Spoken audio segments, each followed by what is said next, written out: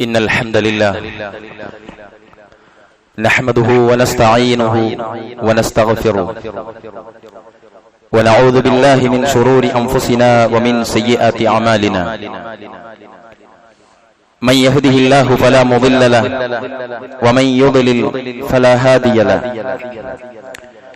وأشهد أن لا إله إلا الله وحده لا شريك له وأشهد أن محمدا عبده ورسوله اللهم صل على محمد وعلى آل محمد كما صليت على إبراهيم وعلى آل إبراهيم إنك حميد مجيد اللهم بارك على محمد وعلى آل محمد كما باركت على إبراهيم وعلى آل إبراهيم إنك حميد مجيد أما بعد فإن خير الكلام كلام الله وخير السنن سنن محمد صلى الله عليه وسلم وشر الأمور محدثاتها وكل محدثة بدعة وكل بدعة ضلالة فكل ضلالة في النار أيها الناس اتقوا الله عباد الله أوصيكم وإياي أولا بتقوى الله بسم الله الرحمن الرحيم يا أيها الذين آمنوا اتقوا الله حق تقاته ولا تموتن إلا وأنتم مسلمون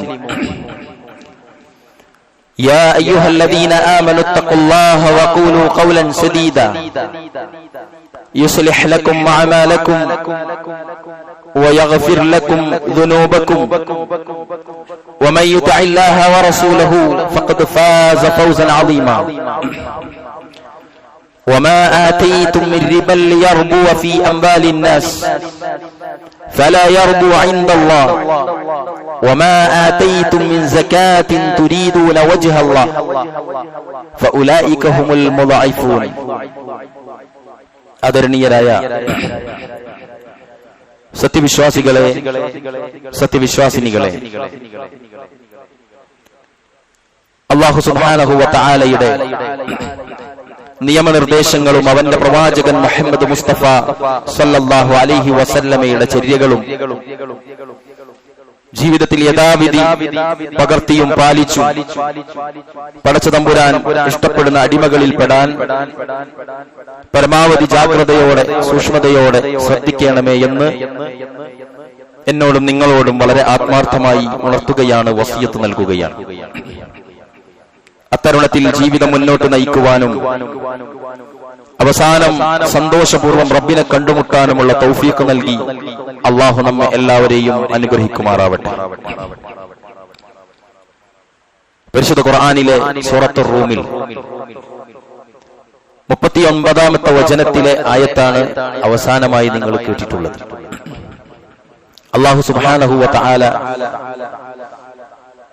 മനുഷ്യരോട് വമാ ആതൈതും മിർ റിബൽ ലിയർബുവ ഫീ അംവാലിന്നാസ്, ജനങ്ങളുടെ മുതലുകളിൽ ചേർന്ന് വളരുന്നതിനു വേണ്ടി അല്ലെങ്കിൽ ജനങ്ങളുടെ സ്വത്തുക്കളിലൂടെ വളർച്ച കിട്ടാൻ വേണ്ടി നിങ്ങൾ നൽകുന്ന റിബ ഉണ്ടല്ലോ, പലിശയുണ്ടല്ലോ, അത് അല്ലാഹുവിന്റെ അടുക്കൽ ഒരിക്കലും വളരുന്നില്ല. എന്നാൽ വമാ ആതൈതും മിൻ സകാത്തിൻ തുരീദൂന വജ്ഹ അല്ലാഹ്, എന്നാൽ അല്ലാഹു സുബ്ഹാനഹു വ തആലയുടെ അടുക്കൽ അള്ളാഹുവിന്റെ വജ്ഹ് ഉദ്ദേശിച്ച് നിങ്ങൾ വല്ലതും സകാത്തായി നൽകിയാൽ, അള്ളാഹുവിന്റെ അടുക്കൽ നിന്ന് ലഭിച്ചതിൽ നിങ്ങൾ വല്ലതും സകാത്തായി നൽകിയാൽ അതത്രേ, അങ്ങനെ ചെയ്യുന്നവരത്രേ ഇരട്ടി സമ്പാദിക്കുന്നവർ. പ്രിയപ്പെട്ടവരെ, അല്ലാഹു സുബ്ഹാനഹു വ തആലയുടെ മഹത്തായ അനുഗ്രഹത്താൽ പരിശുദ്ധ റമളാനിൽ ആഫിയത്തോടെ വളരെ സജീവമായി നിലനിൽക്കുന്ന ആളുകളാണ് നമ്മളെല്ലാവരും. നിങ്ങൾ കണ്ടില്ലേ, ഒരുപാട് ആളുകൾ രോഗാതുരമായ അവസ്ഥയിലാണ്. ഫലസ്തീനിന്റെ മണ്ണിൽ, ഗസയുടെ മണ്ണിൽ അവശിഷ്ടങ്ങൾക്കിടയിൽ ഒരു പറ്റം ചെറുപ്പക്കാർ, ഒരു പറ്റം ആളുകൾ കഴിഞ്ഞ വർഷം കുടുംബത്തോടൊപ്പം തറാവീഹ് നമസ്കരിച്ചവർ, ബാപ്പയുടെയും ഉമ്മയുടെയും കൈപിടിച്ച് പള്ളിയിലേക്ക് കടന്നു വന്ന പിഞ്ചോമനകൾ,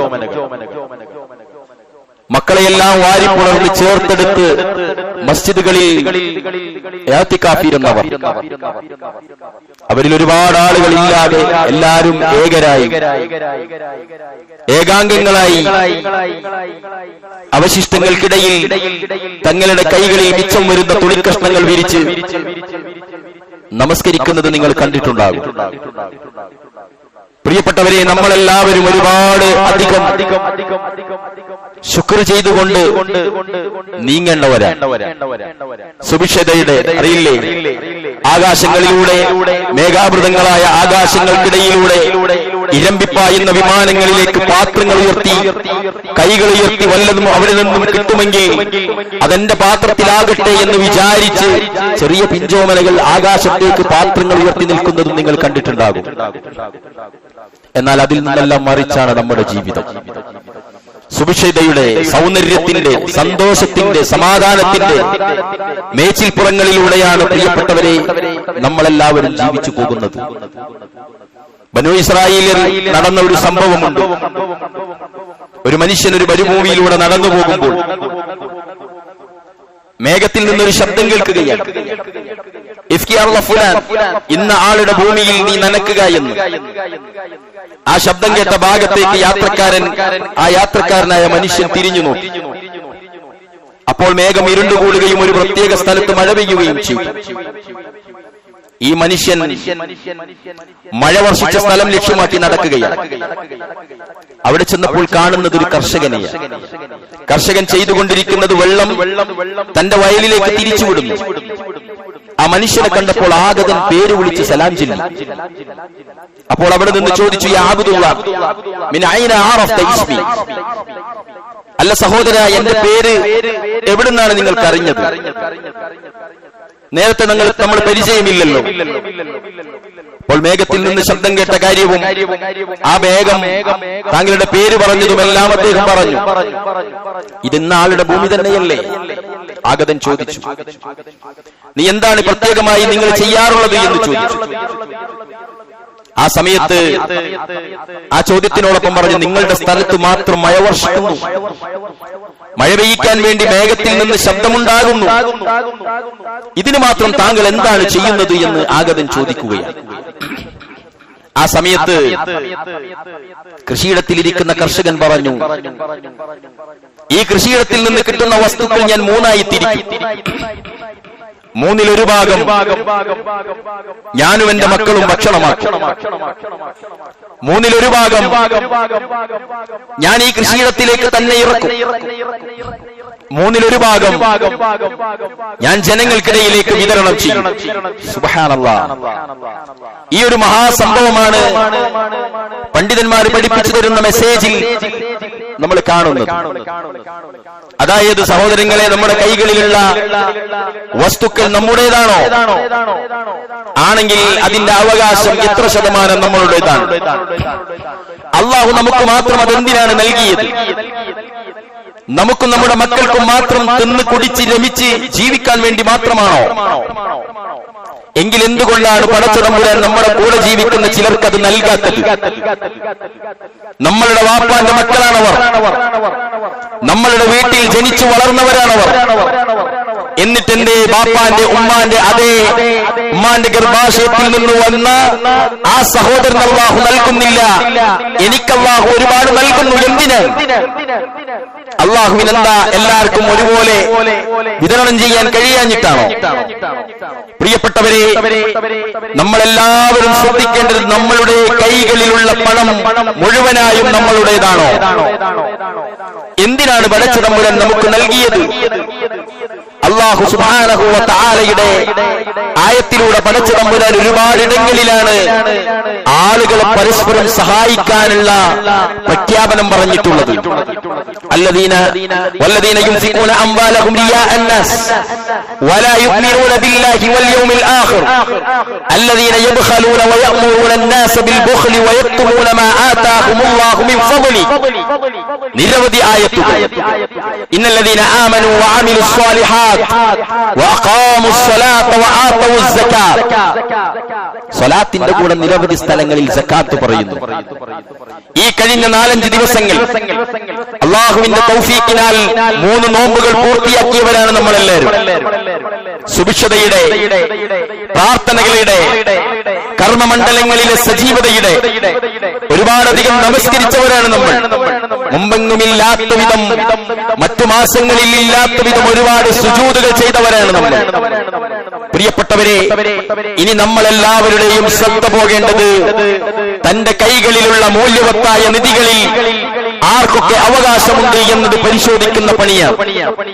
നമ്മളുടെ കൈകളിൽ അല്ലാഹു നൽകിയ നമ്മുടെ ബാങ്ക് ബാലൻസുകളിൽ നമ്മൾ കാണുന്ന, നമ്മളുടെ ലോക്കറുകളിൽ നമ്മൾ സൂക്ഷിച്ചിട്ടുള്ള, നമ്മളുടെ അലമാരകളിൽ അടയിരിക്കുന്ന, നമ്മളുടെ കൈകളിൽ നമ്മൾ എണ്ണിത്തിട്ടപ്പെടുത്തിക്കൊണ്ടിരിക്കുന്ന, നമ്മളുടെ കഴുത്തുകളിലും അവയവങ്ങളിലും നമ്മൾ ധരിച്ചിരിക്കുന്ന, നമുക്ക് കിട്ടാനുള്ള, നമ്മൾ കൊടുക്കാനുള്ള എല്ലാം എടുത്ത് പരിശോധിച്ച് അതിലൊരു നിശ്ചിത വിഹിതം നമ്മളുടേതല്ല എന്ന് കണ്ടെത്തുന്ന പണിയാണ് സത്യവിശ്വാസികളായ സഹോദരങ്ങളെ, സഹോദരിമാരെ നമ്മളെല്ലാവരും നിർവഹിക്കേണ്ടത്. കാരണം അല്ലാഹു സുബ്ഹാനഹു വ തആല എല്ലാ ഇബാദത്തും ഒരുമിച്ച് ചേർത്തിരിക്കുന്ന മാസമാണ് പരിശുദ്ധ റമദാൻ. നമ്മളുടെ കൈകളിൽ നമ്മൾ പാരായണം ചെയ്ത പരിശുദ്ധ ഖുർആൻ, അത് അവതീർണമായ മാസമാണ് പരിശുദ്ധ റമദാൻ. റമദാൻ എന്ന് പറഞ്ഞാൽ ചുട്ടു പഴുപ്പിച്ചത്, പഴുക്കുന്നത്, ഈത്തപ്പഴം പോലും പഴുത്തു പോകുന്ന അതികഠിന കഠോരമായ ചൂട് എന്നർത്ഥം വരുന്ന റമദാൻ ഇത്ര കുളിർമയുള്ള മാസമാകാൻ കാരണം ഈ പരിശുദ്ധ ഖുർആനിന്റെ അവതീർണമാണ്. ആ ഖുർആനിന്റെ ഇറക്കത്തോടെയാണ് റമദാൻ എന്ന പേര് അന്നത്തെ കാലത്ത് ആ മാസത്തിനിട്ടവരറിയില്ല. ഈ റമദാനിൽ പരിശുദ്ധ ഖുർആൻ ഇറങ്ങുമോ ഇല്ലയോ എന്ന്. പരിശുദ്ധ ഖുർആൻ ഇറങ്ങുമ്പോഴേക്കും റമദാനിന്റെ പോരിശയും റമദാനിന്റെ പവിത്രതയും റമദാൻ ഒരു പുണ്യത്തിന്റെ പൂക്കാലമാണെന്നതും തിരിച്ചറിയുന്നത് ഖുർആനിന്റെ ഇറക്കത്തോടെയാണ്. ഇവിടെയാണ് അതേ പരിശുദ്ധ ഖുർആനിൽ ഒരുപാടിടങ്ങളിലാണ് മറ്റുള്ള ആളുകളെ സഹായിക്കുവാൻ നിങ്ങളുടെ കൈകളിലുള്ള പണം, ധനം, സമ്പാദ്യം, കൃഷിയിൽ നിന്ന് വരുന്ന ലാഭം, അതിലുള്ള നിശ്ചിത വിഹിതം മറ്റുള്ള ആളുകളുടേതാണെന്ന് പഠിപ്പിക്കുന്നത് അതിലൂടെയാണ്. പരിശുദ്ധ ഖുർആനിലെ സൂറത്ത് ബഖറയിൽ അല്ലാഹു പറയുന്നുണ്ട്, ലൈസൽ ബിർറ അൻ തുവല്ലു വുജൂഹക്കും ഖിബലൽ മശ്രിഖി വൽ മഗ്രിബ് വലാകിന്നൽ ബിർറ മൻ ആമന ബില്ലാഹി വൽ യൗമിൽ ആഖിർ വൽ മലായികതി വൽ കിതാബി വൻ നബിയ്യീൻ. അല്ലാഹു പറയാണ്, അറിഞ്ഞുകൊള്ളുക, കിഴക്കോട്ടോ പടിഞ്ഞാറോട്ടോ മുഖം തിരിച്ചു എന്നതുകൊണ്ട് മാത്രം പുണ്യമാവില്ല കേട്ടോ. മനസ്സിലായില്ലേ? മുമ്പ് കിഴക്കോട്ടായിരുന്നു നമ്മുടെ നമസ്കാരം. ഇന്നും നമുക്ക് മക്കയിൽ പോയി കഴിഞ്ഞാൽ, മദീനത്തെത്തിക്കഴിഞ്ഞാൽ കാണാം മസ്ജിദുൽ ഖിബ്ലത്തൈൻ, 2 ഖിബ്ലയുള്ള പള്ളികൾ. മുമ്പ് നമ്മളുടെ ഖിബ്ല കിഴക്കോട്ടായിരുന്നു. അള്ളാഹുവിന്റെ പരിശുദ്ധ ഖുർആനിൽ കിഴക്കോട്ടോ പടിഞ്ഞാറോട്ടോ നിങ്ങൾ മുഖം തിരിച്ച് നിസ്കരിച്ചത് കൊണ്ട് മാത്രം പുണ്യമാകുന്നില്ല കേട്ടോ. മറിച്ച് അള്ളാഹുവിലും അന്ത്യദിനത്തിലും അവന്റെ മലക്കുകളിലും അവന്റെ കിതാബുകളിലും അവന്റെ പ്രവാചകന്മാരിലും വിശ്വസിക്കുകയും സമ്പത്തിനോട് ഏറെ പ്രിയമുണ്ടായിരിക്കെ, അല്ലാത്തൊരു പ്രയോഗം, സമ്പത്തിനേറെ പ്രിയമുള്ള കാലമാണിത്, സമ്പത്ത് ഏറെ അത്യാവശ്യമുള്ള കാലമാണിത്. 1 രൂപ പോലും എന്തിന് പറ്റുമെന്ന് തിരിച്ചറിഞ്ഞവരാണ് നമ്മൾ. 1 രൂപ സംരക്ഷിച്ചാൽ എവിടെയാണ് അതിന്റെ ഗുണമെന്ന് അനുഭവിച്ചവരാണ് നമ്മൾ. അല്ലാഹു പറയാണ്, നിങ്ങളുടെ സമ്പാദ്യം നിങ്ങൾക്കേറെ പ്രിയമുണ്ടായിരിക്കെ അഗതികൾക്കും ബന്ധുക്കൾക്കും വഴിയാത്രക്കാർക്കും അനാഥകൾക്കും ഫക്കീറുകൾക്കും മിസ്കീനുകൾക്കും നൽകുക എന്നതിലുമുണ്ട് പുണ്യമെന്ന്. പ്രിയപ്പെട്ടവരെ, നമ്മൾ അവിടേക്കാണ് നമ്മളുടെ സൂക്ഷ്മതയും ശ്രദ്ധയും കൊണ്ടുവരേണ്ടത്. കാരണം ഈ റമദാൻ നമ്മൾക്ക് തഖ്വയുണ്ടാക്കാനുള്ള റമദാനാണ്. യാ അയ്യുഹല്ലദീന ആമനൂ കുതിബ അലൈക്കുമുസ് സിയാം കമാ കുതിബ അലല്ലദീന മിൻ ഖബ്ലിക്കും ലഅല്ലകും തത്തഖൂൻ. നിങ്ങൾക്ക് സൂക്ഷ്മതയുണ്ടാകാനാണ്. ഖുദ് മിൻ അംവാലിഹിം സദഖ തുതഹിറുഹും ബിഹാ വതുസക്കീഹിം خذ من أموالهم صدقة تطهرهم وتزكيهم بها فصل عليهم. നിങ്ങൾ എന്ത് ചെയ്യുക? ഖുദ് മിൻ അംവാലിഹിം സദഖ. എന്തിനെ? നിങ്ങൾ നിങ്ങളുടെ സമ്പാദ്യം ചെലവഴിക്കുക. തുതഹിറുഹും, നിങ്ങൾ നന്നാവാൻ, അതായത് നിങ്ങളുടെ ഈ സമ്പാദ്യം എന്ത് ചെയ്യണം? പരിശുദ്ധമാകാൻ, അതിൽ കേടുകൾ വരാതിരിക്കാൻ, അതിൽ അനർഹമായതില്ലാതിരിക്കാൻ, അത് അവകാശികൾക്കെല്ലാം കൊടുത്ത് അതിനെ പരിശുദ്ധമാക്കാൻ നിങ്ങൾ അള്ളാഹുവിലേക്ക്, അള്ളാഹുവിന്റെ മാർഗത്തിൽ, അള്ളാഹുവിന്റെ വജ്ഹ് ഉദ്ദേശിച്ച് നിങ്ങൾക്ക് ഏറ്റവും പ്രിയം വരുന്ന സമയത്ത്, പ്രിയപ്പെട്ടവരെ, നിങ്ങൾ സമ്പാദ്യം എന്ത് ചെയ്യണം? ദാനം ചെയ്യണമെന്നുള്ള പറഞ്ഞു. നമ്മളുടെ ബന്ധങ്ങൾ പോലും പ്രിയപ്പെട്ടവരെ തണലാകുന്നത് അപ്പോഴാണ്. നമ്മളുടെ ആദർശബന്ധം എന്നത് എന്താണെന്ന് ഖുർആൻ പറയുന്നുണ്ട്. ഫഇൻ താബു വഅഖാമു സ്വലാത്ത വആതവു സകാത ഫഇഖ്വാനുകും ഫിദ്ദീൻ. സുബ്ഹാനല്ലാഹ്, വല്ലാത്തൊരായത്താണ്. ഫഇൻ താബു വഅഖാമു സ്വലാത്ത്, ഫഇൻ താബു വഅഖാമു സ്വലാത്ത്, എന്നാൽ അവർ പശ്ചാത്തപിക്കുകയും വഅഖാമു സ്വലാത്ത്, നമസ്കാരം നിഷ്ഠയോടെ നിർവഹിക്കുകയും വആതവു സകാത്ത്, സകാത്ത് നൽകുകയുമാണെങ്കിൽ ഫഇഖ്വാനുകും ഫിദ്ദീൻ, അവർ ദീനിൽ നിങ്ങളുടെ സഹോദരങ്ങളാണ്.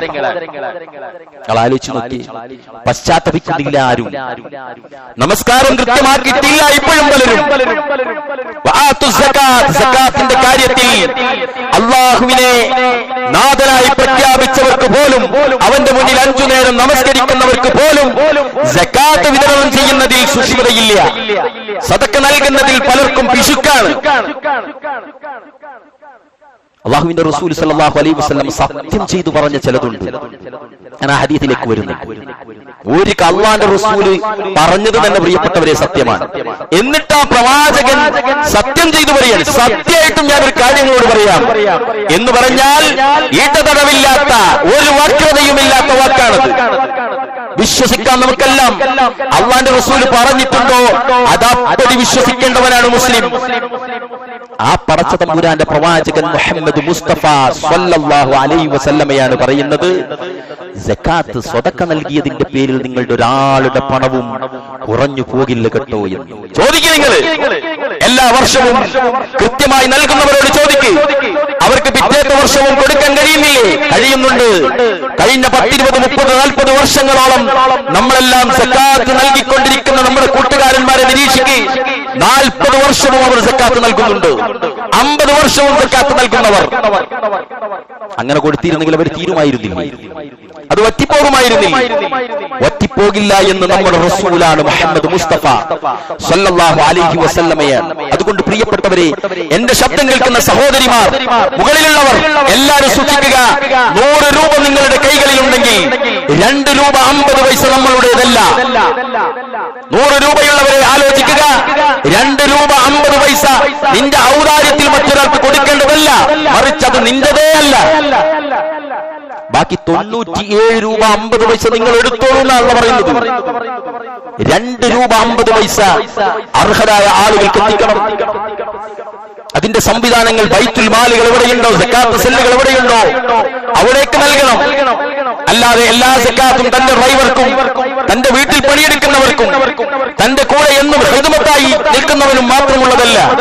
അർഹരായവർ ഉണ്ട് പറഞ്ഞു. പലരും അർഹതയുണ്ടായിട്ടും നമ്മളുടെ മുന്നിൽ അവകാശികളായി വരാത്തവരുണ്ട് പലരും. കണ്ടെത്തണം നമ്മളെല്ലാവരും. കണ്ടെത്താൻ കഴിയാത്തവരല്ല നമ്മൾ. മറ്റുള്ള ആളുകളുടെ കുറ്റവും കുറവും കൃത്യമായി കണ്ടെത്താൻ കഴിയുന്നവരാണ് നമ്മൾ. അവരുടെ സാമ്പത്തികമായ കുറവും കൂടി അതിന്റെ കൂടെ ആ പരിശോധനയ്ക്കിടയിൽ ഒന്ന് ശ്രദ്ധിച്ചാൽ കൃത്യമായി നമുക്ക് മനസ്സിലാക്കാൻ സാധിക്കും അയാളുടെ കയ്യിൽ ഉണ്ടോ ഇല്ലയോ എന്ന്. അങ്ങനെ പ്രിയപ്പെട്ടവരെ, ഈ 2 രൂപ 50 പൈസ കൊടുക്കേണ്ട ആളുകൾക്ക് കൊടുക്കാൻ നമുക്ക് ഉത്തരവാദിത്തമുണ്ട് എന്നത് നമ്മൾ മറന്നു പോകരുത്. സക്കാത്തിനെ കുറിച്ച് പറഞ്ഞ സ്ഥലത്ത് പലിശയെ കുറിച്ച് പറഞ്ഞു. എന്തിനു പറഞ്ഞു? പലിശ മനുഷ്യനെ നശിപ്പിക്കും, ഒരു സംശയവും വേണ്ട. പലിശ നമ്മളെ നശിപ്പിക്കുക തന്നെ ചെയ്യും. വലിയ സാമ്രാജ്യത്വ ശക്തികളെ, കൊമ്പൻ രാജ്യങ്ങളെ നിലത്തിരുത്തിയിട്ടുണ്ട് പലിശ. നമ്മളുടെ കണ്ണിന്റെ മുന്നിൽ നമ്മൾ കണ്ടതാണ്. അതുകൊണ്ട് താൽക്കാലികമായ സൗഭാഗ്യങ്ങൾ, താൽക്കാലികമായ ആളുകൾക്ക് മുന്നിൽ ആളാവാൻ വേണ്ടി, ആളുകളുടെ മുന്നിൽ യാചകനായി കടം ചോദിക്കുന്നതിന് പകരം മാന്യമായി സ്വകാര്യതയിൽ പലിശ തിന്നുന്നവരോടാണ്. നിങ്ങളെ അത് നശിപ്പിക്കുക തന്നെ ചെയ്യുമെന്ന് എന്റെ വാക്കല്ല, പരിശുദ്ധ ഖുർആനിൽ അല്ലാഹു സുബ്ഹാനഹു വ തആലയാണ് പറഞ്ഞത്. നശിപ്പിക്കുക തന്നെ ചെയ്യും. ഒരുപാട് ഹറാമുകൾ ചെയ്യാത്തവരാണ് നമ്മൾ, പക്ഷേ ഇതൊരു വലിയ ഹറാമാണെന്ന് തിരിച്ചറിയാത്തവരുമാണ് നമ്മൾ. വ്യഭിചാരം നമുക്ക് അറപ്പാണ്, മോഷണം നമുക്ക് അറപ്പാണ്. ആളുകളോട് കടം ചോദിക്കുന്നത് പോലും നമുക്ക് അറപ്പാണ്. എന്നാൽ പലിശ വാങ്ങുന്നതിനോട് നമുക്ക് അറപ്പില്ല. പ്രിയപ്പെട്ടവരെ, പലിശ വ്യഭിചാരത്തെക്കാളും അറപ്പുള്ള തോന്നിയാസമാണ്, വ്യഭിചാരത്തെക്കാളും ഭയാനകമാണ്. വ്യഭിചാരത്തിൽ ഏറ്റവും മോശമായത് സ്വന്തം ഉമ്മയെ വ്യഭിചരിക്കലല്ലേ? ചിന്തിക്കാൻ പോലും പറ്റൂ. എന്നാൽ പലിശയുമായി ബന്ധപ്പെട്ട ഏറ്റവും ചെറിയ പ്രതിക്കുള്ള ശിക്ഷ സ്വന്തം ഉമ്മയെ വ്യഭിചരിച്ചതിന്റെ തുല്യമുള്ള ശിക്ഷയാണെന്ന്. എത്ര അറപ്പോടെ നമ്മൾ കാണണം, എത്ര അറപ്പോടെ നമ്മൾ കാണണം. 1000 രൂപ അത്യാവശ്യമുള്ളവൻ എന്റെ മുന്നിൽ വരുന്നു, ഞാൻ 1000 രൂപ കൊടുത്തിട്ട് പറയുന്നു തിരിച്ചു തരുമ്പോൾ എനിക്ക് 1200 തരണമെന്ന്. എന്ത് തോന്നിയാസാണോ അത്? ചിന്തിച്ചു നോക്കി. എന്നിട്ട് നയിക്കാതെ തിന്നുന്ന ഒരുത്തൻ. മറ്റോനോ അള്ളാഹുവിന്റെ റസൂൽ കടം അനുവദിച്ചു, അള്ളാഹുവിന്റെ റസൂൽ സക്കാത്ത് അനുവദിച്ചു. എന്തിനെ? പണിക്ക് പോയ പോലെ. ചിന്തിച്ചോക്ക്. ഈ പലിശയെ എപ്പോഴും ഡിപ്പെൻഡ് ചെയ്യുന്ന ആളുടെ ഒരു പ്രത്യേകത, മിമ്പറെന്നാ ഞാൻ പറയുന്നത്, അവർക്ക് അധ്വാനിക്കാൻ താല്പര്യം കുറവായിരിക്കും, കഠിനമായ അധ്വാനത്തിന് താല്പര്യം കുറവായിരിക്കും. എന്നാലോ സമ്പന്നതയിൽ നമ്മൾ കാണുന്ന സമ്പന്നരായ ആളുടെ പിന്നിൽ വിയർപ്പൊഴുക്കിയ ഒരു ചരിത്രമുണ്ടാകും. അവന്റെ വാപ്പയെങ്കിലും വിയർപ്പൊഴുക്കിയിട്ട് പണിതെടുത്ത സ്ഥാപനങ്ങളും സംരംഭങ്ങളുമായിരിക്കും. അധ്വാനമുണ്ടവരെ അങ്ങനെ അധ്വാനിച്ച് സമ്പാദിക്കണം. അങ്ങനെ ഒരുപാട് മാർഗങ്ങൾ അല്ലാഹുവിന്റെ റസൂൽ നമുക്ക് പഠിപ്പിച്ചു തന്നിട്ടുണ്ട്. അതുകൊണ്ട് പ്രിയപ്പെട്ടവരെ, നമ്മളെല്ലാവരും ഉദാരതയുടെ ഒരു ലോകത്തേക്ക് നമ്മൾ വരണം. ഇന്നല്ലദീന ആമനു വഅമിലുസ് സ്വാലിഹാത്ത് വഅഖാമുസ് സ്വലാത്ത വആതവുസ് സകാത്ത് ലഹും അജ്റുഹും ഇൻദ റബ്ബിഹിം ഫലാ ഖൗഫുൻ അലൈഹിം വലാ ഹും യഹ്സനൂൻ. വിശ്വസിക്കുകയും സൽക്കർമ്മങ്ങൾ ചെയ്യുകയും നമസ്കാരം നിർവഹിക്കുകയും സകാത്ത് നൽകുകയും ചെയ്യുന്നവർക്ക് അതിനുള്ള പ്രതിഫലം അല്ലാഹുവിന്റെ പക്കലുണ്ട്. മാത്രമോ വലാ ഖൗഫുൻ അലൈഹിം വലാ ഹും യഹ്സനൂൻ, അവർ ഭയപ്പെടേണ്ടി വരില്ല, ദുഃഖിക്കേണ്ടി വരില്ല. കംപ്ലീറ്റ് പ്രൊട്ടക്ഷൻ ആയിരിക്കും അയാൾക്ക്. അയാളെ എല്ലാ അപകടത്തിൽ നിന്നും അല്ലാഹു കാക്കും. ദാനധർമ്മം നിങ്ങളുടെ പ്രശ്നങ്ങളെ പരിഹരിക്കും. ദാനധർമ്മങ്ങൾ ആപത്തുകളിൽ നിന്ന് നിങ്ങളെ സഹായിക്കും. ദാനധർമ്മങ്ങൾ നിങ്ങളുടെ സമ്പത്തിനെ ശുദ്ധീകരിക്കും.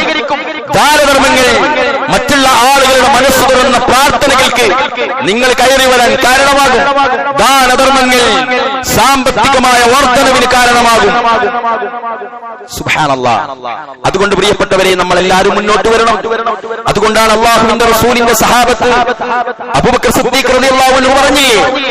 എന്താ അബൂബക്കർ സിദ്ദീഖ് റളിയല്ലാഹു അൻഹു പറഞ്ഞത്? ആരെങ്കിലും അല്ലാഹുവിന്റെ റസൂൽ സല്ലല്ലാഹു അലൈഹി വസല്ലം പ്രഖ്യാപിച്ച സകാത്ത് കൊടുക്കുന്നതിൽ നിന്ന് ആരെങ്കിലും പിന്നോട്ട് പോയാൽ ആ സകാത്ത് സമാഹരിക്കുന്നതിന് വേണ്ടി അയാളുമായിട്ട് യുദ്ധം വരെ ഞാൻ ചെയ്യുമെന്നാണ് അബൂബക്കർ സിദ്ദീഖ് റളിയല്ലാഹു അൻഹു പറഞ്ഞത്. പിടിച്ചെടുത്ത് കൊണ്ടുപോകുന്നു. കാരണം 2 രൂപ 50 പൈസ സഹോദര നിന്റെതല്ല, അതിനാളുണ്ട് ഇവിടെ. അതെടുത്തു കൊടുക്കാൻ, ശേഖരിക്കാൻ, ആ ശേഖരിക്കുന്ന ആളുകൾക്ക് സാലറി വരെ നിശ്ചയിച്ചു. അതൊരു ജോലിയാക്കി മാറ്റി. അങ്ങനെ ആളുകളോടത് കളക്ട് ചെയ്യുന്ന ഉത്തരവാദിത്തങ്ങൾ വന്നു. അല്ലാഹുവിന്റെ റസൂൽ സല്ലല്ലാഹു അലൈഹി വസല്ലം പഠിപ്പിച്ചില്ലേ? എന്താ പറഞ്ഞത്? നമസ്കാരം അതിന്റെ സമയമനുസരിച്ച് വുളൂഓടെ പൂർണ്ണ റുകൂഓടെ സുജൂദോടെ നിർവഹിച്ചവൻ. എന്നിട്ടോ പ്രവാചകൻ പഠിപ്പിക്കുകയാണ്, ഖംസുൻ മാ ജാഅ ബിഹിന്ന മഅ ഈമാനിൻ ദഖലൽ ജന്ന. 5 കാര്യങ്ങൾ വിശ്വാസത്തോടു കൂടി നിർവഹിച്ചവന് അവന് സ്വർഗ്ഗമാണ്. എന്നിട്ട് റസൂൽ പറയാണ്, നമസ്കാരം അതിന്റെ സമയമനുസരിച്ച് സുജൂദോടെ റുകൂഓടെ നിർവഹിച്ചവൻ. രണ്ടാമത്തേത് വസ്വാമ റമളാൻ, നോമ്പനുഷ്ഠിച്ചവൻ. വഹജ്ജൽ ബൈത ഇൻ ഇസ്തതാഅ ഇലൈഹി സബീല, അല്ലാഹുവിന്റെ പള്ളിയിൽ അല്ലാഹുവിന്റെ ഭവനത്തിൽ സാധ്യമാണെങ്കിൽ പോയിട്ട് ഹജ്ജ് ചെയ്തവൻ.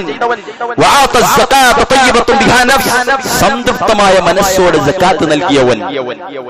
എന്നിട്ട് പറഞ്ഞു വഅദ്ദൽ അമാന, അവസാനത്തെ കാര്യമായി പറഞ്ഞത് അമാനത്ത് നിർവഹിച്ചവൻ, വിശ്വസിച്ചേൽപ്പിച്ച കാര്യങ്ങൾ നിർവഹിച്ചവൻ.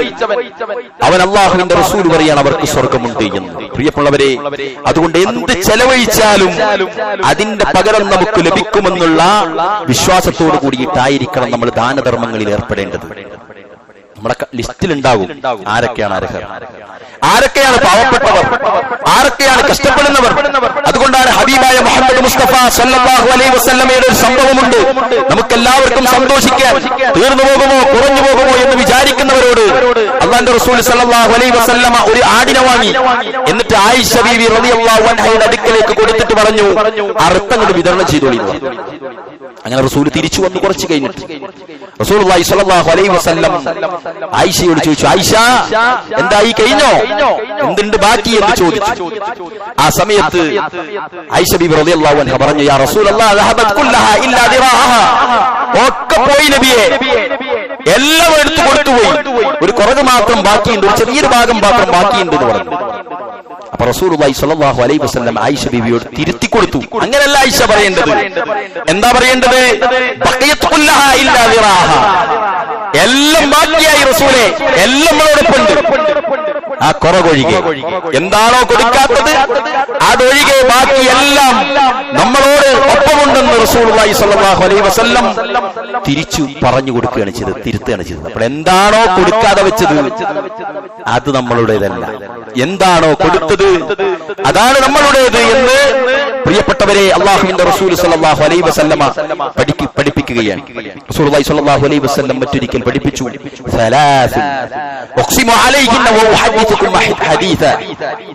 പ്രവാചകൻ 3 വിഭാഗത്തെ കുറിച്ച് ഞാനിതാ സത്യം ചെയ്തു പറയുന്നു എന്ന് പറഞ്ഞ അല്ലാഹുവിന്റെ റസൂല് സത്യം ചെയ്തു പറഞ്ഞു, മാ നഖസ മാലു അബ്ദിൻ മിൻ സദഖ, സകാത്ത് കൊടുത്തിട്ട് ഒരു മനുഷ്യന്റെ സമ്പത്തും കുറഞ്ഞു പോകില്ല.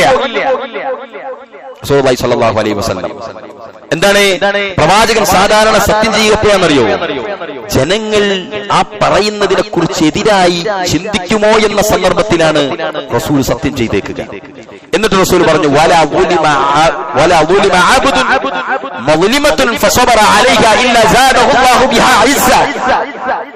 രണ്ടാമത്തേത് റസൂലുള്ള പറഞ്ഞു, ഒരു അടിമ ആക്രമിക്കപ്പെട്ടു, എന്നിട്ട് ആ ഒന്നാക്രമത്തിൽ അവൻ പകരം ചെയ്യാതെ ക്ഷമിച്ചു, എന്നാൽ അത് മുഖേന അയാൾക്ക് അല്ലാഹു പ്രതാപം വർദ്ധിപ്പിക്കും. ഒരു സംശയവും വേണ്ട, റസൂലുള്ള സത്യം ചെയ്തു പറഞ്ഞത്.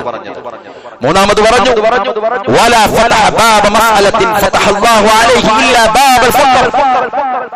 ആരെങ്കിലും യാചനയുടെ വാതിൽ ആരെങ്കിലും തുറന്നാൽ, ഒരാൾ യാചന ചെയ്ത് ജീവിക്കാൻ തീരുമാനിച്ചാൽ, അല്ലേ, അന്ധത യാചനയുടെ മാർഗമാക്കുന്ന ആളുകളുണ്ട്, മുടന്ത് യാചനയുടെ മാർഗമാക്കുന്ന ആളുകളുണ്ട്, വൈകല്യങ്ങൾ യാചനയുടെ മാർഗമാക്കുന്ന ആളുകളുണ്ട്, അല്ലേ, പണ്ടെങ്ങോ കഴിഞ്ഞ കിഡ്നിയുടെ അസുഖത്തിന്റെ പേപ്പർ ഉപയോഗിച്ചിട്ട് ഇന്നും പിരിച്ചു ജീവിക്കുന്നവരുണ്ട്. അങ്ങനെ ഒരുപാട് ആളുകൾ അനാവശ്യങ്ങൾ, ആവശ്യമില്ലാത്ത കാര്യങ്ങൾക്ക് ഹരജി കൊടുത്ത് പണം തട്ടിയെടുക്കുന്നവരുണ്ട്.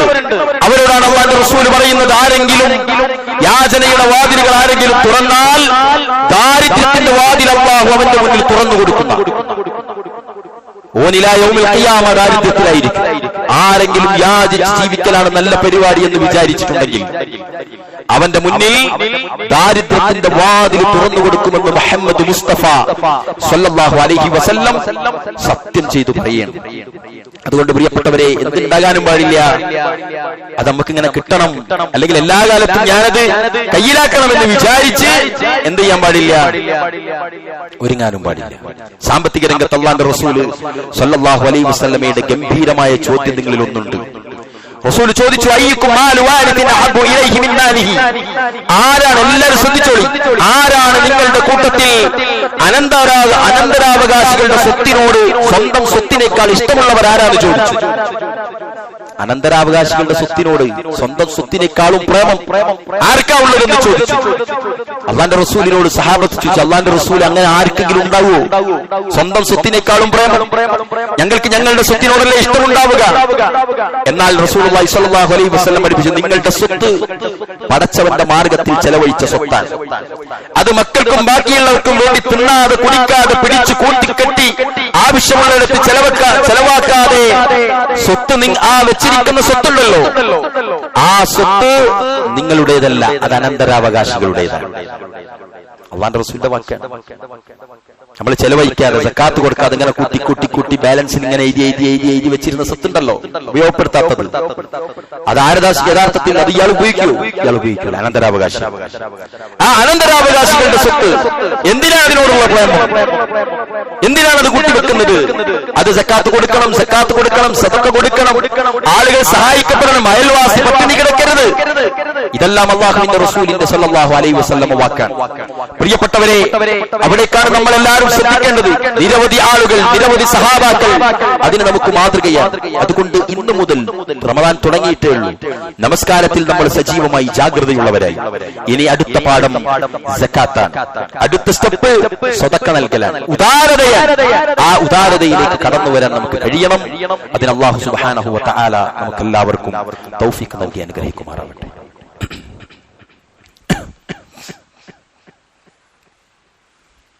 അൽഹംദുലില്ലാഹ് الذي علم بالقلم علم الإنسان ما لم يعلم أيها الناس اتقوا الله عباد الله أوصيكم وإياي ثانيا بتقوى الله. സഹോദരങ്ങളെ, സക്കാത്തും സദഖയും നമ്മുടെ ജീവിതത്തിൽ പുലർത്തി വന്നാൽ നമുക്ക് കിട്ടുന്ന ഗുണങ്ങൾ ചില്ലറയല്ല. അല്ലാഹുവിന്റെ റസൂൽ സല്ലല്ലാഹു അലൈഹി വസല്ലം നിരവധി ആയത്തുകളും ഹദീസുകളുമാണ് ഇതുമായി ബന്ധപ്പെട്ട് നമുക്ക് പഠിപ്പിച്ചു തന്നിട്ടുള്ളത്. ഒരിക്കൽ പ്രവാചകൻ ഇതുപോലെ മിമ്പറിന്റെ മുകളിൽ നിന്ന് ഓടി അല്ലാഹുവിന്റെ റസൂലിനെ ആയത്തിറങ്ങി. സഹാബാക്കൾ ഇങ്ങനെ കൂടിയിരിക്കുകയാണ് മുന്നിൽ. പ്രവാചകൻ ഓടിക്കൊണ്ട് പറഞ്ഞു, ലൻ തനാലുൽ ബിർറ ഹത്താ തുൻഫിഖൂ മിമ്മാ തുഹിബ്ബൂൻ വമാ തുൻഫിഖൂ മിൻ ശൈഇൻ ഫഇന്നല്ലാഹ ബിഹി അലീം. നിങ്ങളുടെ കൈകളിലുള്ള മൂല്യവത്തായ നിധികളിൽ നിന്ന് ദാനം ചെയ്യാത്ത കാലത്തോളം നിങ്ങൾക്ക് ഫലപ്രാപ്തി ലഭിക്കുകയില്ല, പൂർണ്ണമായ പ്രതിഫലം ലഭിക്കുകയില്ല എന്ന ആയത്തോടി നിങ്ങൾ ഇഷ്ടപ്പെടുന്നതിൽ നിന്ന് നിങ്ങൾ ദാനം ചെയ്യാത്ത കാലത്തോളം സമ്പൂർണമായ പ്രതിഫലം കിട്ടില്ല കേട്ടോ എന്ന ആയത്ത് അല്ലാഹുവിന്റെ റസൂൽ ഖുതുബയിൽ ഓതി. ബേജാറായിപ്പോയി സഹാബാക്കളിൽ പ്രഗൽഭരായ പണക്കാരുണ്ട്. അബൂ തൽഹത്തുൽ അൻസാരിയെ പോലെ, ഉസ്മാൻ ഇബ്നു അഫ്ഫാനെ പോലെ, അബ്ദുറഹ്മാൻ ഇബ്നു ഔഫിനെ പോലെ നിരവധി ആളുകൾ. അല്ലാഹുവിന്റെ റസൂലിന്റെ ആയത്ത് അക്ഷരാർത്ഥത്തിൽ പണക്കാരെ മാത്രമല്ല ഭയപ്പെടുത്തിയത്, സഫിലിരുന്ന പാവപ്പെട്ട സഹാബികൾ പോലും ബേജാറാകുന്ന അവസ്ഥയുണ്ടായി. ഒരു രൂപയെങ്കിലും നൽകിയാൽ അതിന്റെ പേരിൽ സ്വർഗത്തിലേക്ക് അടുക്കാൻ സാധിക്കുമെന്ന് തിരിച്ചറിഞ്ഞ സഹാബാക്കൾ ഖുതുബ കഴിഞ്ഞിട്ട് ഓടുകയാണ് വീട്ടിലേക്ക്. അന്ന് സഹാബാക്കളിൽ സമ്പന്നനായ അബൂ തൽഹത്തുൽ അൻസാരി മദീനത്തെ ബാബു ജിബ്രീലിന്റെ സമീപത്തുള്ള ബൈറുഹ എന്ന മനോഹരമായ തോട്ടത്തിന്റെ ഉടമയുണ്ട്. അബൂ തൽഹത്തുൽ അൻസാരി അല്ലാഹുവിന്റെ റസൂൽ എല്ലാപ്പോഴും നിസ്കാരം കഴിഞ്ഞാൽ ആ തോട്ടത്തിലേക്ക് കയറും. എന്നിട്ട് അവിടുത്തെ കായ്ക്കനികൾ കഴിക്കാറുണ്ട്, വെള്ളം കുടിക്കാറുണ്ട്. റസൂലുള്ളാഹിക്ക് അനുവാദമുണ്ട്. പ്രവാചകൻ സല്ലല്ലാഹു അലൈഹി വസല്ലം എല്ലാ സഹാബാക്കളും കണ്ണിട്ട് നോക്കിയിരുന്ന എല്ലാവർക്കും ആകർഷണമായിരുന്ന ബൈറുഹ എന്ന മനോഹരമായ തോട്ടത്തിന്റെ ഉടമ റസൂലുള്ളാഹിന്റെ അടുക്കലേക്ക് വന്നു ഖുതുബ കഴിഞ്ഞിട്ട്, അല്ലാഹുവിന്റെ റസൂലേ, ലൻ തനാലുൽ ബിർറ ഹത്താ തുൻഫിഖൂ മിമ്മാ തുഹിബ്ബൂൻ. നിങ്ങളുടെ കൈകളിലുള്ള നിങ്ങൾ ഇഷ്ടപ്പെടുന്ന മൂല്യവത്തായ നിധികളിൽ നിന്ന് ദാനം ചെയ്യാത്തിടത്തോളം കാലം പ്രതിഫലമുണ്ടാവില്ല എന്ന ആയത്ത് വല്ലാതെ ബേജാറാക്കുന്നു പ്രവാചകരെ. ഞാനിതാ എന്റെ ഏറ്റവും മൂല്യമായത് ഈ ബൈറുഹ എന്ന തോട്ടമാണ്, അത് താങ്കൾ ഏൽപ്പിക്കണം, എനിക്കതിന് വേണ്ട. ഞാനിത് അല്ലാഹുവിന്റെ മാർഗത്തിലേക്ക് ദാനം ചെയ്യുന്നു. മഹാനായ ഉമർ ഇബ്നു ഖത്താബ് റളിയല്ലാഹു അൻഹു ഇതേ ഖുതുബ കേട്ടിട്ട് റസൂലുള്ളാഹിന്റെ അടുക്കലേക്ക് വന്നു. പ്രവാചകരെ, കഴിഞ്ഞ യുദ്ധത്തിൽ ഗനീമത്തായി വീതം വെച്ച് ലഭിച്ചൊരു ഭൂമിയുണ്ട് എനിക്ക്, അതാണ് എന്റെ സമ്പാദ്യത്തിൽ മികച്ചു നിൽക്കുന്നത്. ഞാനിതാ അല്ലാഹുവിന്റെ മാർഗത്തിലേക്ക് താങ്കളെ ഏൽപ്പിക്കുന്നു. അടുത്തത് അബ്ദുല്ലാഹി ഇബ്നു ഉമർ അതേ ഖുതുബ കേട്ടിട്ട്. അബ്ദുല്ലാഹി ഇബ്നു ഉമർ പാവപ്പെട്ട സഹാബിയായിരുന്നു. അദ്ദേഹത്തിന്റെ കൈകളിലുള്ളത് ചെറിയ പണം, വലിയൊരു തുക നൽകി അദ്ദേഹം സ്വീകരിച്ച ഒരു അടിമയായ സ്ത്രീയുണ്ട്. അതാണ് അദ്ദേഹത്തിന്റെ കൈകളിലുള്ള മുതൽ, അതായത് പണം ചെലവാക്കി വെച്ചിരിക്കുന്ന വലിയ ഒന്ന്.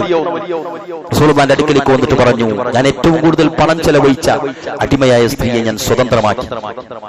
അവർ വിവാഹം കഴിക്കാൻ വരെ പെർമിഷൻ ഉണ്ട്, പക്ഷെ വിവാഹം കഴിക്കാൻ പോലും അദ്ദേഹം നിന്നില്ല. നാലാമത് സയ്യിദ് ഇബ്നു ഹാരിത, അന്ന് അല്ലാഹുവിന്റെ റസൂലിന്റെ മദീനത്തെ പള്ളിയിലെ പാവപ്പെട്ട സഹാബി വീട്ടിലേക്ക് ഓടി. അടുപ്പത്തൊരു പാത്രം പോലും ഇല്ലാത്ത വിധം ദരിദ്രനായ സഹാബിയുടെ കയ്യിൽ ഒന്നുമില്ല. തന്റെ കൈകളിലുള്ള മൂല്യവത്തായ നിധികളിൽ നിന്ന് ദാനം ചെയ്യാത്തിടത്തോളം കാലം പ്രതിഫലമില്ലെന്ന ആയത്തിറങ്ങിയിട്ടുണ്ട്. അല്ലാഹുവിന്റെ റസൂൽ മിമ്പറിൽ നിന്ന് പ്രഖ്യാപിച്ചിട്ടുണ്ട്. അപ്പൊ ആ മുറ്റത്ത് ഈന്തപ്പനയിൽ കെട്ടിവെച്ചിരിക്കുന്ന ഒരു കുതിരയുണ്ട്. അല്ലാഹുവിന്റെ റസൂൽ അല്ലാഹുവിന്റെ മാർഗത്തിൽ അടരാടാൻ വേണ്ടി പിടിച്ചാൽ ശത്രുപാളയത്തിലേക്ക് കുതിച്ചു കയറുന്ന അരോഗതകാത്രനായ കുതിരയുടെ കയറും പിടിച്ചാണ് സയ്യിദ് ബിൻ ഹാരിത വരുന്നത് റസൂലുള്ളാഹിന്റെ പള്ളിയിലേക്ക്. അല്ലാഹുവിന്റെ റസൂലേ, എന്റെ കൈകളിലുള്ള മൂല്യവത്തായിരുന്ന ഈ കുതിരയാണ്. ഈ കുതിരയെ എനിക്കിനി വേണ്ട. ഈ കുതിരയെ ഞാനിത് ദാനം ചെയ്തിരിക്കുന്നു. പ്രിയപ്പെട്ടവരെ, ആയത്തുറങ്ങുന്നു, നെഞ്ചേറ്റുന്നു, ഉടനെ കയ്യിലുള്ളതിലെ ഏറ്റവും മികച്ച ഒഴിവാക്കുന്നു. അങ്ങനെയായിരുന്നു സഹാബാക്കൾ. അങ്ങനെ പ്രിയപ്പെട്ടവരെ, അല്ലാഹുവിന്റെ റസൂലിന്റെ സഹാബികൾ ആ ആയത്തിന് അങ്ങനെ നെഞ്ചേറ്റി. എല്ലാവരും കൊടുക്കൽ തുടങ്ങി. എല്ലാവരും മത്സരിക്കുന്ന അവസ്ഥയുണ്ടായി. അതുകൊണ്ടല്ലേ പ്രിയപ്പെട്ട അലിയാർ തങ്ങൾ, ബഹുമാനപ്പെട്ട അല്ലാഹുവിന്റെ റസൂലിന്റെ സല്ലല്ലാഹു അലൈഹി വസല്ലം പുന്നാര മകൾ ഫാത്തിമ ബീവിയുടെ ഭർത്താവ് അലി ഇബ്നു അബീ താലിബ് കുടുംബം പട്ടിണിയായിരുന്നു. റസൂലുള്ളാഹിന്റെ മക്കളാണ്, ഫാമിലിയാണ്. ഭരണാധികാരമുള്ള കാലത്ത് പോലും അല്ലാഹുവിന്റെ റസൂലിന്റെ അടുക്കൽ സ്വത്തില്ല. അങ്ങനെയുള്ള പാവപ്പെട്ട റസൂലുള്ളാഹിന്റെ പുന്നാര മകൾ കഷ്ടപ്പാടിലായിരുന്നു. അങ്ങാടിയിലേക്ക് ഇങ്ങനെ പറഞ്ഞു എന്തെങ്കിലും കിട്ടുമെന്ന് ചോദിക്കാൻ, എന്തെങ്കിലുമൊക്കെ കൊടുത്ത് പകരം നൽകിയിട്ടായിരുന്നു സാധനങ്ങൾ വാങ്ങാറുള്ളത്. ഒരിക്കൽ തന്റെ മക്കൾ 2 കുട്ടികൾ കരഞ്ഞപ്പോ റൊട്ടി വാങ്ങാൻ പറഞ്ഞൊരു ചരിത്രമുണ്ട്. അന്ന് ആ റൊട്ടി 2 റൊട്ടിയുമായി വന്ന് ആ റൊട്ടികൾ 4 കഷ്ണങ്ങളാക്കി അള്ളാഹുവിന്റെ റസൂലിന്റെ പുന്നാര മകൾ. എന്നിട്ടൊരു റൊട്ടിയെടുത്ത് തന്റെ ഭർത്താവിന്റെ വായിലേക്ക് വെച്ചു കൊടുത്തു. ഒരു റൊട്ടിയുടെ കഷ്ണമെടുത്ത് ഹസന്റെ വായിൽ വെച്ചു കൊടുത്തു. മറ്റേ കഷ്ണം ഹുസൈന്റെ വായിൽ വെച്ചു കൊടുത്തു. 4ാമത്തെ കഷ്ണമെടുത്ത് കടിക്കുന്ന വേളയിലാണ്, കടിക്കാനായി ഒരുങ്ങുന്ന വേളയിൽ ഫാത്തിമ ബീവിക്ക് ഓർമ്മ വന്നു വാപ്പനെ. അങ്ങനെ ആ റൊട്ടി തന്റെ തട്ടത്തിൽ പൊതിഞ്ഞിട്ട് ഓടിപ്പോകുന്നുണ്ട് റസൂലുള്ളാഹിന്റെ വീട്ടിലേക്ക്. അല്ലാഹുവിന്റെ റസൂലിന്റെ വീട്ടിലേക്ക് കയറി ചെന്ന് അസ്സലാമു അലൈക്കും പ്രിയപ്പെട്ട വാപ്പാനെ കെട്ടിപ്പിടിച്ച് ആ പുന്നാര മകൾ ഫാത്തിമ ആ റൊട്ടിയെടുത്ത് വാപ്പാന്റെ വായിൽ വെച്ചു കൊടുക്കുന്നു. പ്രിയപ്പെട്ട നബി വേഗത്തിൽ കടിച്ച് ചവച്ചിറക്കിയിട്ട് ഫാത്തിമാനെ കെട്ടിപ്പിടിച്ചിട്ട് പറയുന്ന ഒരു വർത്താനമാണ്, പ്രിയപ്പെട്ട മോളെ, ഇങ്ങനെ കട്ടിയുള്ള ഭക്ഷണം ഈ വാപ്പാന്റെ വയറ്റിലെത്തിയിട്ട് ദിവസങ്ങളായി മോളെ. പ്രിയപ്പെട്ടവരെ, ആലോചിക്കണം നമ്മളെല്ലാരും. അനിയത്തിയുടെ കൂടെയാണ് വാപ്പ, ഏട്ടന്റെ കൂടെയുള്ള ഉമ്മ എന്ന് വിചാരിച്ച് സമാധാനിച്ചിരിക്കേണ്ടവരല്ല നമ്മൾ. കയറി ചെല്ലണം നമ്മളുടെ ചിന്തകൾ. ഒരു പിടി ഭക്ഷണം വയറ്റിലേക്ക് കയറുന്ന സമയത്ത് ഓർമ്മ വരണം, തനിക്ക് വേണ്ടി കഷ്ടപ്പെട്ട് അങ്ങാടിയിൽ നിന്ന് ദാഹിച്ചാൽ 2 രൂപ കൊടുത്തൊരു സോഡ കുടിക്കുന്നതിന് പകരം ആ 2 രൂപയും കീശയിൽ പൊത്തിപ്പിടിച്ച് വയസ്സനായി അങ്ങാടിയിലൂടെ പണിക്ക് പോയി നടന്നു വരുന്ന വാപ്പയുണ്ട്. ആ വാപ്പന്ന അവശനാണ്, ആ വാപ്പന്ന് രോഗിയായി കിടക്കാൻ. ആ ഉമ്മ ഇന്ന് കഷ്ടപ്പാടിലാണ്. ഒരു കാര്യവും അവർ നിങ്ങളോട് ചോദിക്കില്ല, ഒരാവശ്യവും അവർ നിങ്ങളോട് ആവശ്യപ്പെടില്ല, ഒരാഗ്രഹവും അവർ നിങ്ങളോട് പറയില്ല. കാരണം എന്താ? എന്റെ മോന് കഷ്ടപ്പെടരുത് എന്ന് വിചാരിക്കുക, എന്റെ മോന് അത് കേട്ടിട്ട് ബുദ്ധിമുട്ടരുത് എന്ന് വിചാരിക്കും. അതിനുവേണ്ടി എന്റെ മോന് കഷ്ടപ്പെട്ടിട്ട് അവൻ എന്തെങ്കിലും പറ്റരുത് എന്ന് വിചാരിക്കും. അവന്റെ സമ്പത്തിന് എന്തെങ്കിലും തകർച്ചയുണ്ടാവരുത്, അവന്റെ കച്ചവടത്തെ ബാധിക്കരുത്. പ്രിയപ്പെട്ട മോനെ, ഇന്നലത്തെ എനിക്ക് വേദനയുണ്ട് എന്നൊരു ഉമ്മ പറയണമെങ്കിൽ 1000 വേദനകൾക്ക് ശേഷമാണ് ആ ഉമ്മ വേദന പറയുക. ആരാ ഉമ്മ അറിയില്ലേ? ഒരു മനുഷ്യന്റെ എല്ലിന്റെ ഒരു ചെറിയ എല്ല് പൊട്ടിയാൽ ഉറങ്ങാൻ കഴിയാത്തവരാ നമ്മൾ. കാൽവിരലിലെ ഏറ്റവും അറ്റത്തെ ചെറുവിരലിന്റെ അറ്റത്ത് ഫുട്ബോൾ കളിക്കുമ്പോൾ ചെറുങ്ങനൊരു ക്രാക്ക് വന്നാൽ ഉറങ്ങാറില്ല നമ്മൾ. എന്നാൽ ഏറ്റവും വലിയ അസ്ഥി പൊട്ടിയാലുള്ള സ്ഥിതി എന്താ? മനുഷ്യ ശരീരത്തിലെ 20ഓളം പ്രധാനപ്പെട്ട അസ്ഥികൾ പൊട്ടിയാൽ ഒരു മനുഷ്യന് എത്ര വേദനിക്കുമോ അത്രയും വേദന സഹിച്ചുകൊണ്ടാണ് നമ്മൾ പ്രസവിച്ചത്. 20 എല്ലുകൾ പൊട്ടുന്ന വേദന എന്ന ശാസ്ത്രകാരന്മാർ പറയുന്നത്. ആ ഉമ്മനെ സഹായിക്കാൻ പ്രിയപ്പെട്ടവരെ നമുക്ക് കഴിയണം. നമ്മളുടെ സക്കാത്തും സദഖയും പാവങ്ങളിലേക്ക് എത്തണം. അല്ലാഹു സുബ്ഹാനഹു വ തആല അതിന് നമുക്ക് എല്ലാവർക്കും തൗഫീഖ് നൽകി അനുഗ്രഹിക്കുമാറാകട്ടെ. اللهم اغفر للمؤمنين والمؤمنات والمسلمين والمسلمات والأحياء منهم والأموات إنك مجيب الدعوات يا قاضي الحاجات. ربنا هب لنا من أزواجنا وذرياتنا قرة أعين واجعلنا للمتقين إماما. اللهم اشف مرضانا وارحم موتانا. اللهم اشف مرضانا وارحم موتانا. ربنا هب لنا من أزواجنا وذرياتنا قرة أعين واجعلنا للمتقين إماما. ربنا تقبل منا دعاءنا وقيامنا وصلاتنا وسجودنا يا رب العالمين. اللهم ربنا تقبل منا دعاءنا وقيامنا وتلاوة القرآن يا ذا الجلال والإكرام. توفنا مسلما وألحقنا بالصالحين آمين برحمتك يا أرحم الراحمين. وصلى الله وسلم وبارك على نبينا محمد وعلى آله وصحبه أجمعين والحمد لله رب العالمين.